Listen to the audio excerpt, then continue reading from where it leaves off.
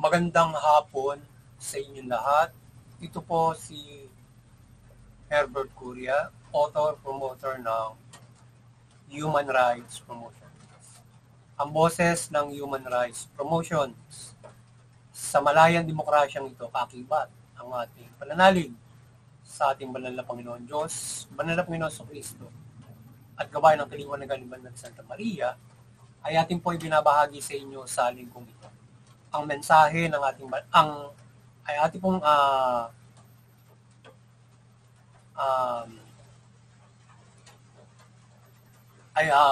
mula sa ating pagbabantay sa mabuting pamamahala, patas na hustisya at karapatang pantao ay hinggil sa issue ng Youth Sector Protest Rally on Flood Control Anomalies Continue.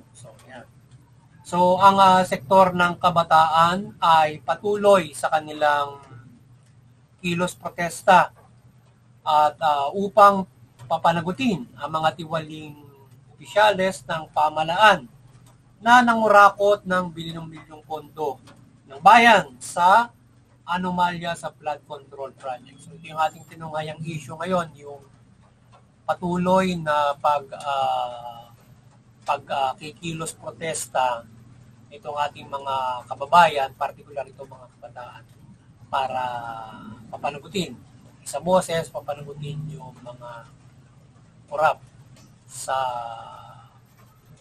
flood control project. At kanilang hinaing ay tila mayroong hindi mabuting nangyayari doon sa usad ng investigasyon ng ICC. So, ayan. So, sila yung nagsasaboses ng peer implementation. So, idinaos nitong nakaraang araw ang kilos protesta sa Mendiola sa National Day of Action kontra Corruption. So, ito yung binuo nilang grupo para diyan sa kilos protesta na yan. So, ito ay inorganisa ng Kilusang Bayan kontra Corruption. So, yun yung mo-organize dyan, yung Kilusang Bayan kontra Corruption para dyan sa National Day of Action kontra Corruption. So, yan, patuloy na kanilang magsasaboses sila, parang linggo-linggo yata gagawin nila yan, or time to time, para isaboses sa pamahalaan yung paglaban sa korupsyon na yan. So, ang kinabukasan ng kabataan ay kanilang ipinaglalaban dito. So, nais nilang ang pondo ng edukasyon at hindi korupsyon. So, sinisigaw nila dito ang pagbabago ng sistema.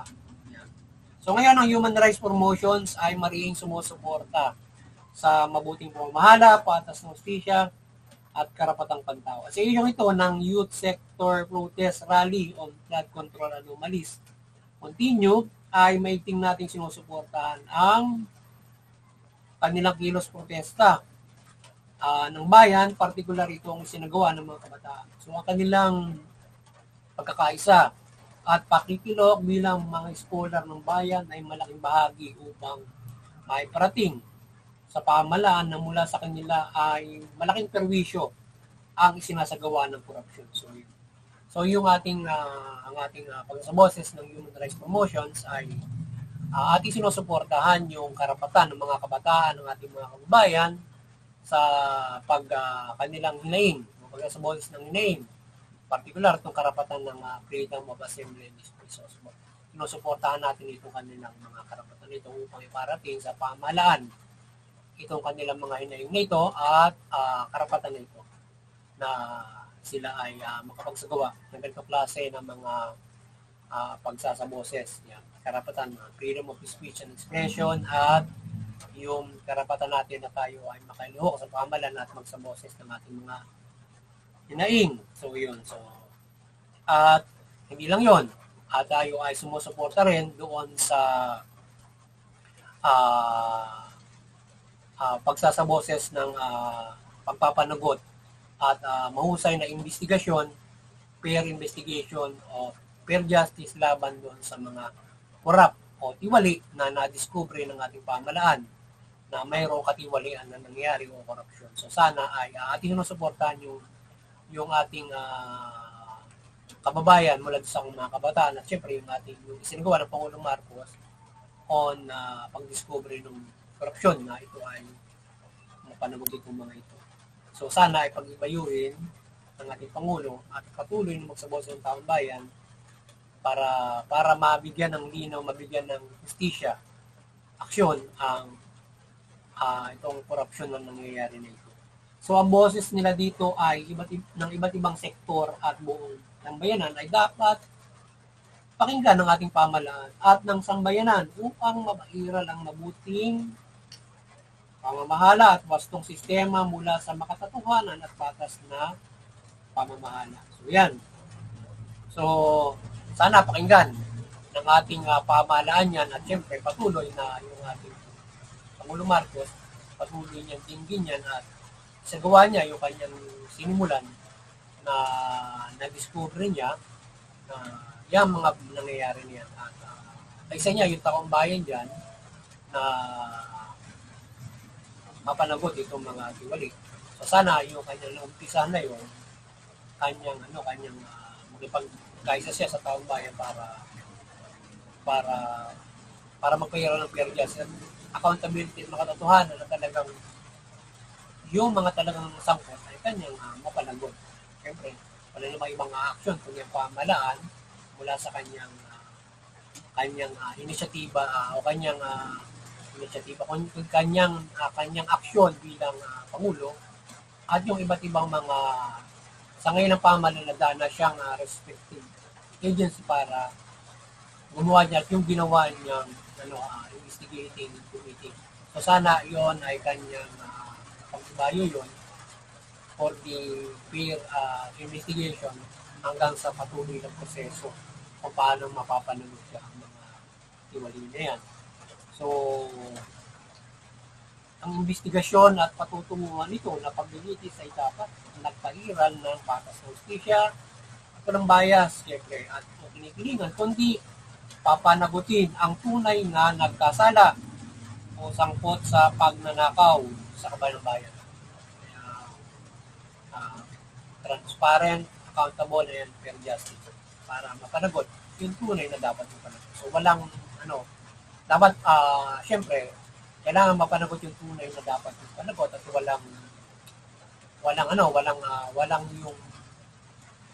walang ididiin, walang scapegoat, walang idadamay, kundi kung sino lang yung tama, kaya nga fair justice, transparent, kung sino yung sangkot, papanagutin siya.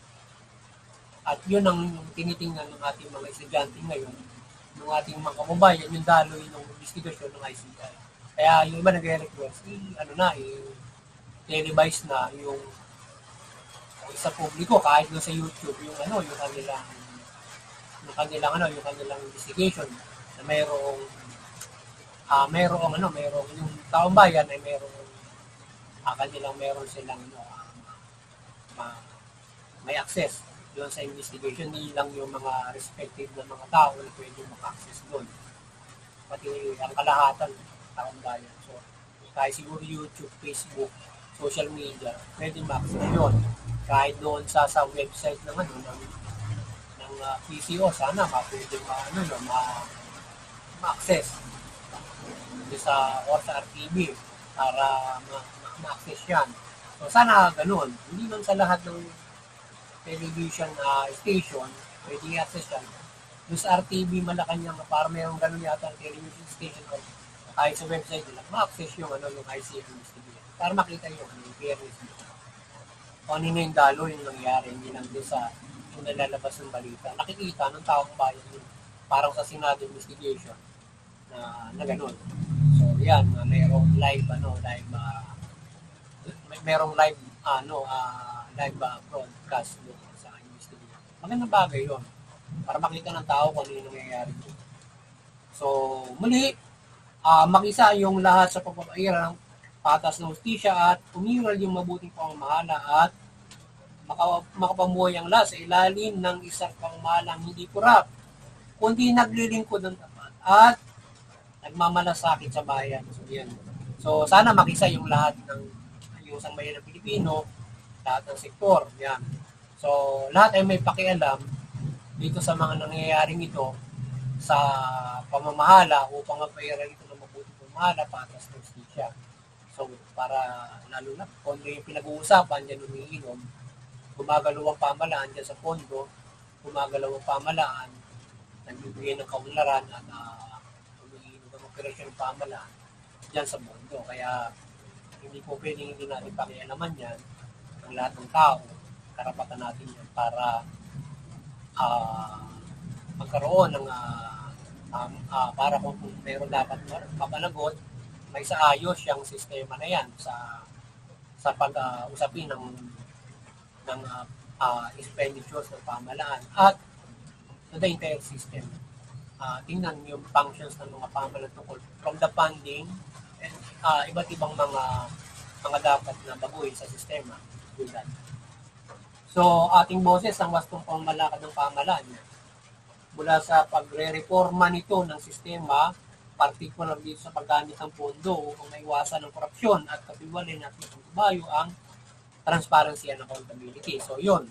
So, i-reform yung pag doon sa system, halimbawa doon sa entire system, magre-reform ka para maging mabuti yung pamamahala, para mapairal yung patas. So, in particular, anti-corruption, siyempre. Pag na-reforma ka, babaguhin mo yung sistema ng pamamalakad mo sa NEP, pamamalakad ng bawat mga ahensya kung paano ito mag-propose. So, dapat ganun ang gawin ng ating pamamalakad.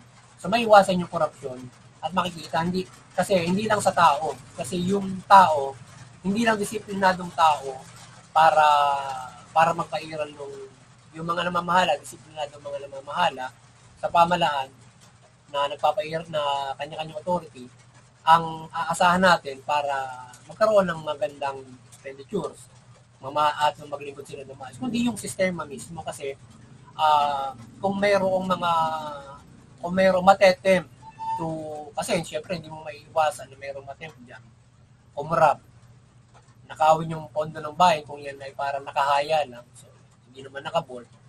Kahit gusto nilang pilitin nila bakbakin yung bolt, mahirapan sila, di ba?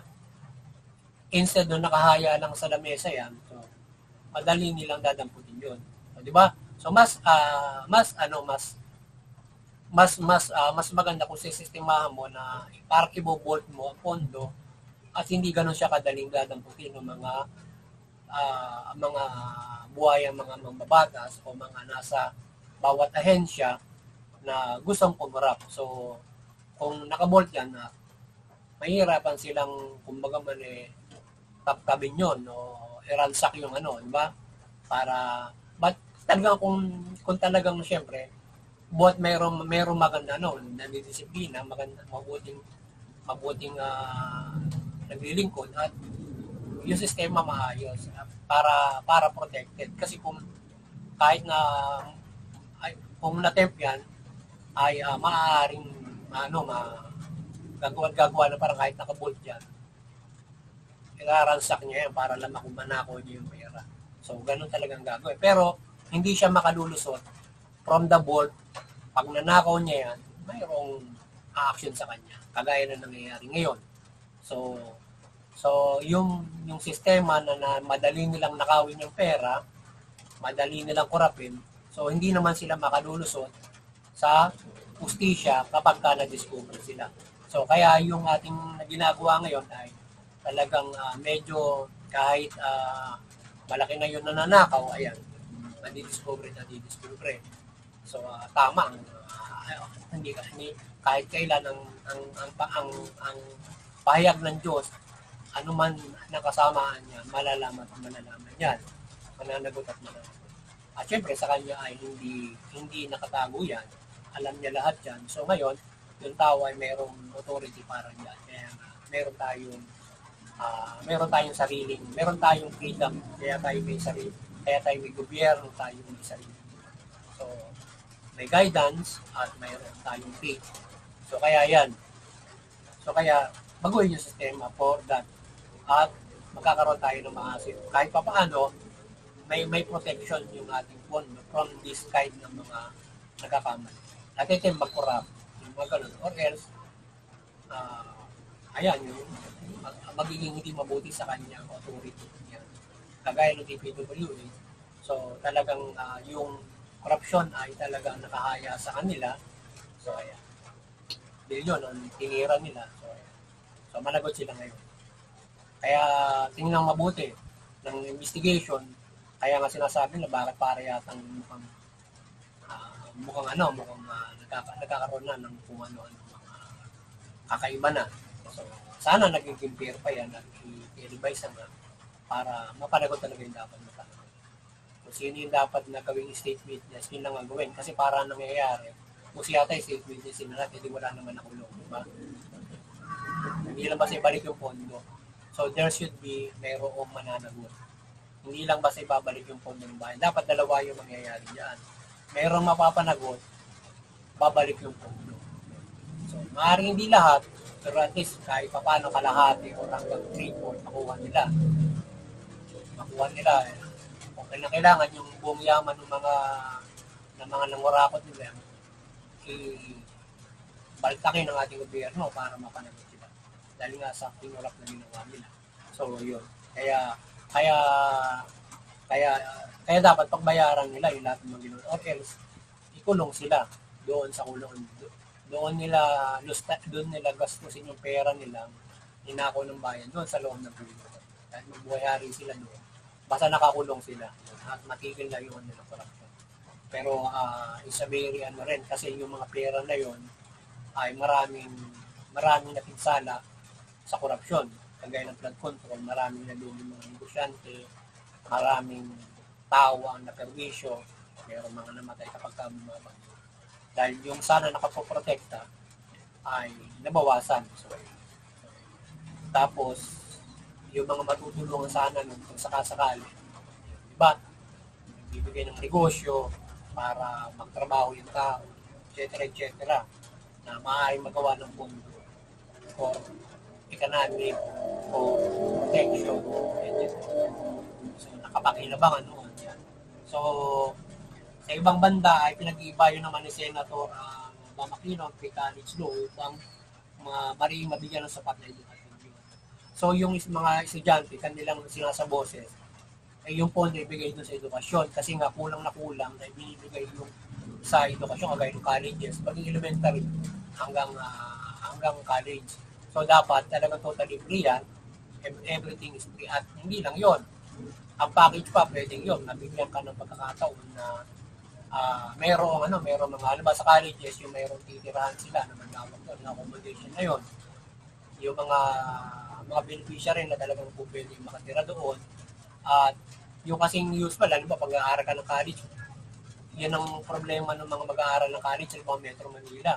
A-accommodate kayo ba from the province, pwede ka mag-aaral ng Metro Manila pero wala kang yung pera ko. Tapos, so, yung libreng board and lodging, yung libreng tirahan, maganda ng bagay yung may ibigay ng gobyerno para i-provide nila sa mga estudyante. Meron yan ba UP? Meron na rin yata ang PUP, iba't ibang mga universities and colleges na pag-aari ng gobyerno. Pwede sana dagdagan nila na gano'n para maka-accommodate sila ng mga estudyante na mag-aaral ng Metro Manila, ma-accommodate nila. Lalo na yung ibang mga halimbawa, yung ating sinaboso ng mga nakaraan, anak ng mga nasa gobyerno kagaya ng kapitcheran na pwedeng magbenepisyo kahit kalahati bayaran nila doon. Kasi mahirap din yung or else taasan nila yung sweldo ng teacher para makapagpaaral. Yung iba kasi hindi makapagpaaral. So magandang bagay. Hindi naman teacher lang, siyempre lahat para sa lahat na beneficiary na po pwedeng kung sa public school nag-aaral yung mga estudyante. So ngayon ay dapat pagtuunan ng pansin yan. Kasi nga yung mga estudyante, tinignan nila na lahat apektado kung ganyan yung may nakawan. Kagaya ng pondo ng edukasyon, di ba? So, kulang yung pondo ng mga edukasyon ngayon na sinisigaw nila kung yan, nakaw mo na yan, nandun sa kanilang pondo, ay nakapag-aaral sila na maayos, di ba? Yung nag-graduate sila at sila ay magiging susunod sa alinahin. Kailangan mag-working student pa yung iba, di ba? So kaya, yun, sabi naman, ito ito naman may sinusulong si Senator Bamakil pag-ibayuhin yung pre-college law. So, sana nga maayos para yung mga estudyante ay talagang yung mga dapat na totally free lahat ng mga bagay, kung ano man yung mga nasa talaga wala kang gagastusin, scholar ka talaga ng bayan, ikaw may pakikinabangan ng bayan. So pag graduate mo, mayroon pang kinabangan ng bayan, at saka ikaw yung isa mahusay na tao. Magsarili ka man, magtrabaho ka man, o magnegosyo ka man, kapakil-pakinabang ka, may alam ka, di ba? So, from the college, technicalities, ganun din, di ba? So kaya, bago ka makarating ng college, elementary muna. So high school lalo na. So, dapat, yung elementary, high school, pakikibayuhin din. Hanggang sa sulok-sulukan ng ating bansa, malalagyan ng eskwelahan.